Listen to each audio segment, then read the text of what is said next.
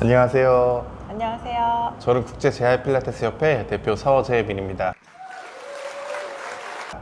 오늘 저희 교육 강사이신 김경남 선생님을 모시고 이야기 나눠볼 건데요. 경남쌤이 이제 발레 전공자이시고 그리고 필라테스 센터 창업 후에 이제 운영도 잘 하고 계시기 때문에 또 많은 조언을 해주실 수 있을 것 같아요. 그래서 첫 번째로는 이제 발레를 좀 그만두셨잖아요. 그 이후에 필라테스로 전향하게 된 이유가 좀 궁금합니다.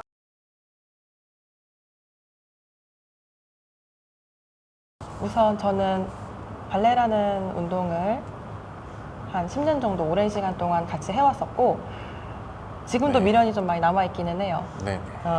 예전에 많이 사랑하면서 했던 이제 예술인데 제가 이제 부상을 겪게 되면서 부상을. 네, 네. 어쩔 수 없이 이제 그만두게 된 케이스예요. 그래서 이제 부상을 당했을 때 이제 재활을 해야 되잖아요. 근데 네네. 그거를 필라테스를 통해서 좀 많이 극복을 했던 것 같아요. 그 당시에 필라테스를 좀 하시면서 재활을 네. 하셨군요. 필라테스를 하면서 재활을 좀 도움을 받았는데 네. 그게 조금 그때 매력을 많이 느꼈고 네. 그래서 이제 조금 더 깊게 공부해보고 싶다 해서 이제 알아보게 됐다가 여기까지 이렇게 오게 됐는데요. 그렇다면 이제 무용학과나 발레 전공자들이 이제 졸업 후에 진로를 어떻게 선택하는지 이 부분도 좀 궁금하거든요.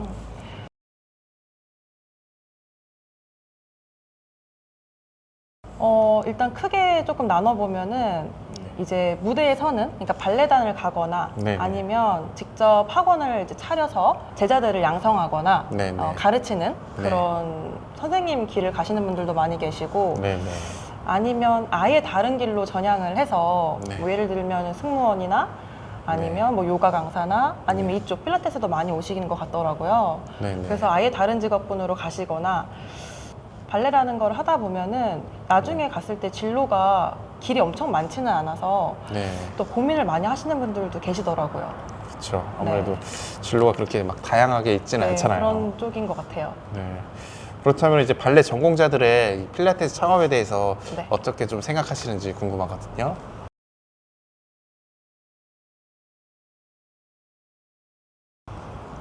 지금 우선 저도 창업을 해서 일을 하고 있지만 네네.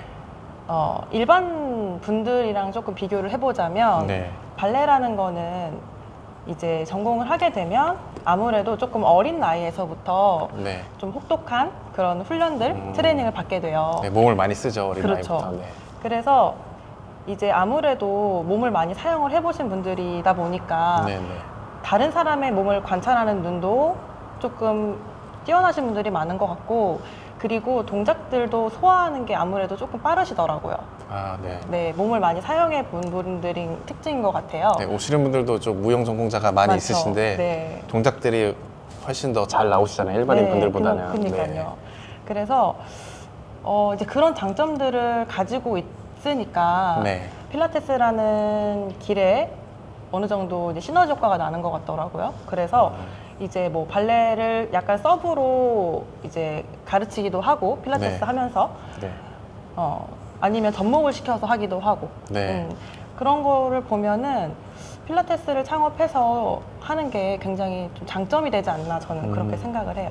뭔가 시너지가 많이 날 수 있겠네요. 네. 발레랑 필라테스가 또 비슷한 부분이 많이 있잖아요. 그렇죠. 저 조세 필라테스도 처음에 이제 발레 무용수들을 많이 맞아요. 가르친 이제 경험도 있고, 그 다음에 아까도 저도 발레를 좀 했거든요. 아, 그러셨어요? 이 몸을 가지고 발레를 하고 또 자격증도 저도 취득을 했었거든요. 네.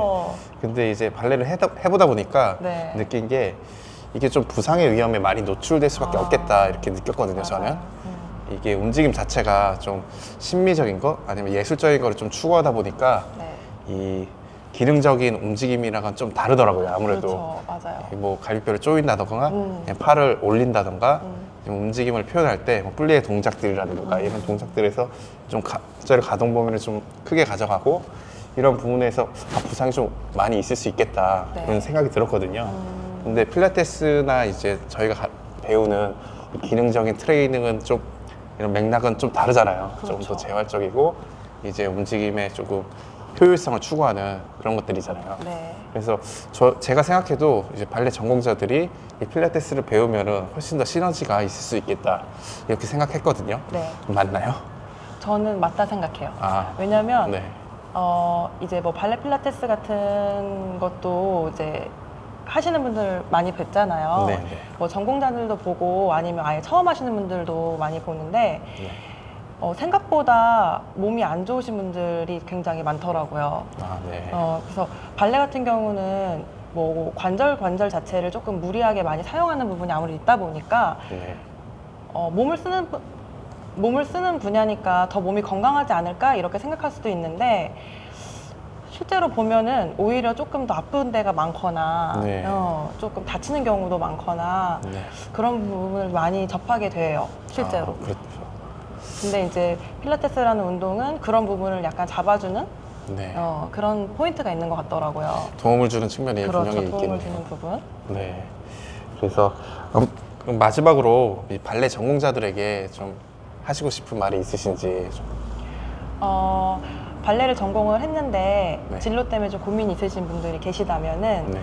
내가 가지고 있는 장점이 일단은 크게 있잖아요. 네.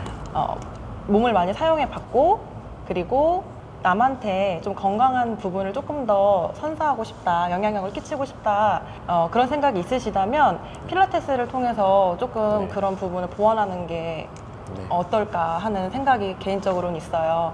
그래서 몸에 대한 관심이 있거나 앞으로 그런 진로가 고민되신다면 저는 적극적으로 필라테스를 추천하고 싶어요. 네. 들려주신 이야기가 전공자들이나 아니면 이쪽 분야에 도전하시는 분들에게 네. 많은 도움이 될 것 같아요. 도움이 되셨으면 좋겠습니다. 네, 네. 그래서 오늘 이야기 아주 즐거웠고 네. 또 다음부터도 화이팅입니다. 네, 화이팅입니다. 화이팅.